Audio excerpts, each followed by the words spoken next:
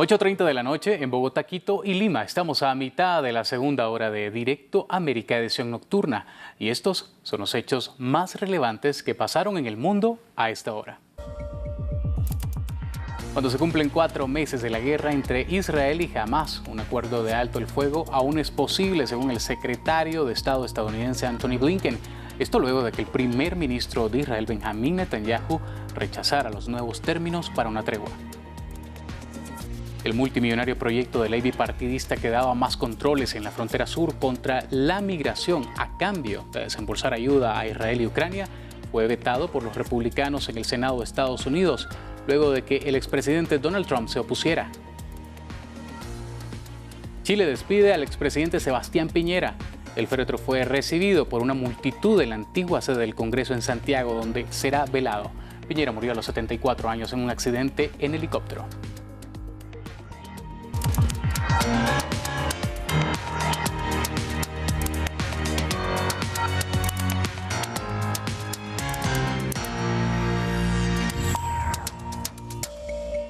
Estamos leyendo todos sus comentarios a través del hashtag DirectoAmericaF24. En nuestras redes sociales nos encuentra como France24 en español.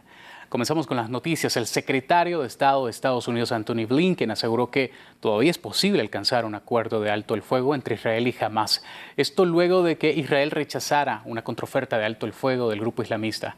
El primer ministro israelí Benjamín Netanyahu renovó su promesa de destruir a Hamás, mientras los ataques siguen en el sur de Gaza y la cifra de muertos se acerca a los 28.000 en el enclave. Marta Moya nos amplía.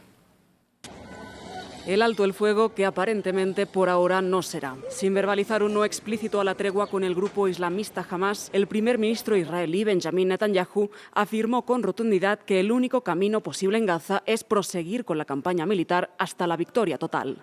La continuación de la presión militar es una condición necesaria para la liberación de los rehenes. Rendirse a las locas demandas de Hamás que hemos escuchado ahora no solo no conducirá a la liberación de rehenes, sino solo llevará a otra masacre. Netanyahu también dijo que la ayuda humanitaria recae en manos de Hamás en el enclave palestino, que no ve viable la liberación de presos palestinos condenados por delitos de sangre y que la victoria será cuestión de meses. En la víspera, Hamás propuso una contraoferta de tregua basada en 3 fases, en las que se incluiría, entre otras cuestiones, una liberación gradual de los cerca de 100 rehenes israelíes que siguen en sus manos después del ataque del 7 de octubre y la retirada de las tropas israelíes de Gaza.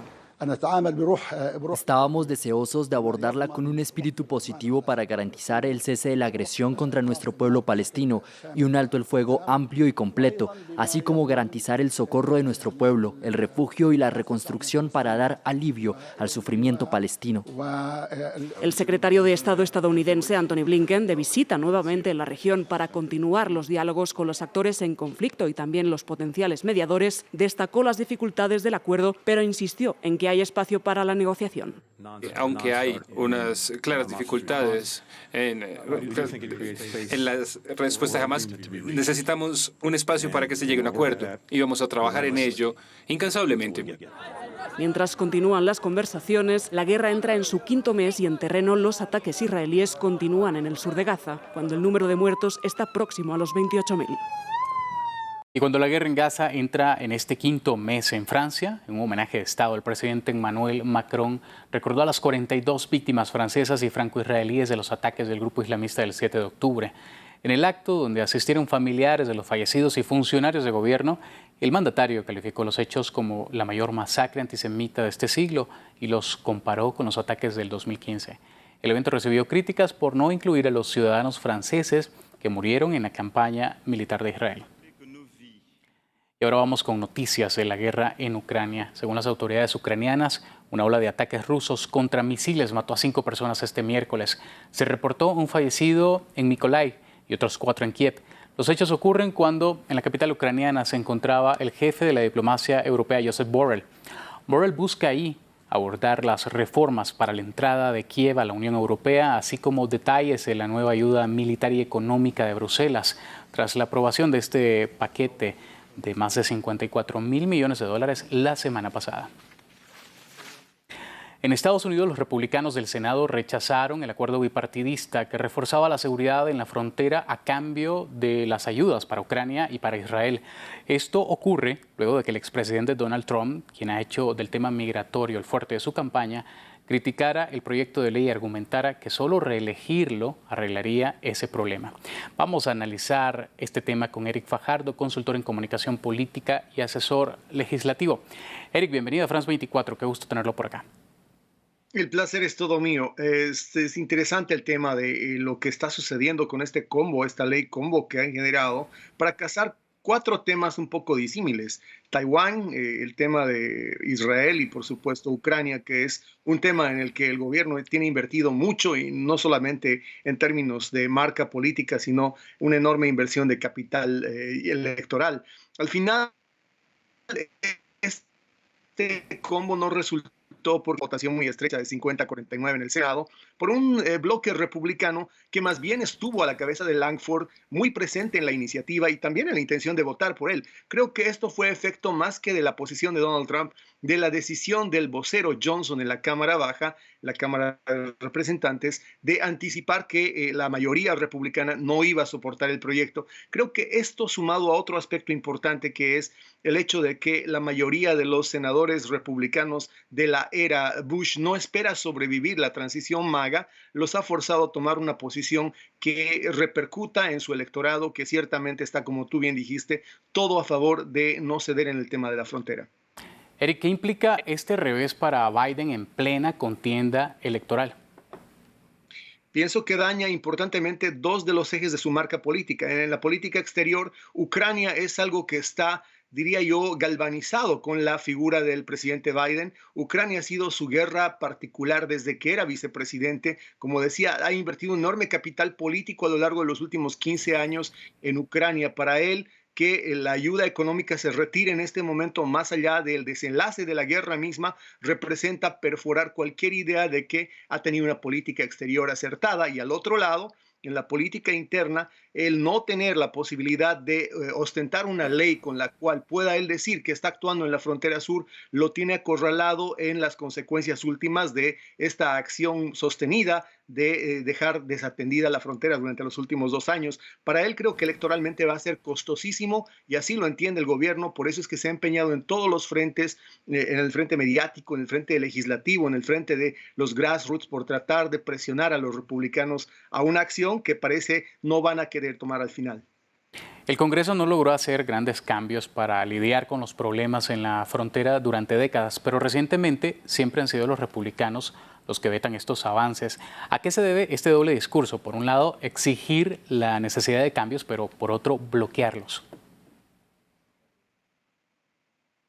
Pienso que esa es la idea de que los republicanos tienen claro de que no es posible con esta ley resolver nada que el presidente Biden no lo hubiera podido resolver con una acción ejecutiva directa. De hecho, los cambios que impuso el presidente Trump no fueron cambios consensuados en el Congreso, fue todo acción ejecutiva. La acción de Biden de retirar las medidas de control fronterizo draconianas que puso Trump tampoco requirió de una ley. Creo que en este momento la ley es más un pretexto para hacer salir los otros temas que están casados con el tema de la frontera sur. La frontera sur es, por supuesto, digamos así, el dulce, es el anzuelo, pero los otros temas son los que están tratando de sacar y es el financiamiento, por una parte, para Israel, pero más importante aún, el financiamiento para la guerra en Ucrania. De hecho, en la Cámara Baja, hoy día, el vocero Johnson se quejaba de que los demócratas rechazaron también por estrecho margen una ley particular que resolvía un paquete de ayuda para Israel. Parece ser que los demócratas tienen muy claro de que no va a salir nada, ni Israel ni Taiwán, si no está dentro del paquete Ucrania. No va a haber frontera sur si no está dentro del paquete Ucrania, y los republicanos han decidido que no les interesa porque no resuelven lo estructural la situación de la frontera, y sino más bien consolida una política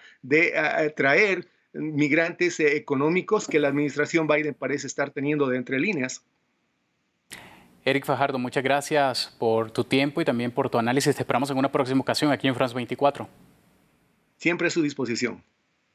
Bueno, vamos a cambiar de tema. El presidente de Azerbaiyán, Ilham Aliyev, está a punto de conseguir su reelección con el 92,1% de los votos emitidos.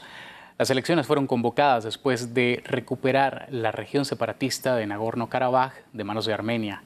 Aliyev, que sucedió a su padre Heydar como presidente en el año 2003, normalmente ha obtenido más del 85% de los votos en elecciones calificadas como poco transparentes por los defensores de los grupos de derechos humanos.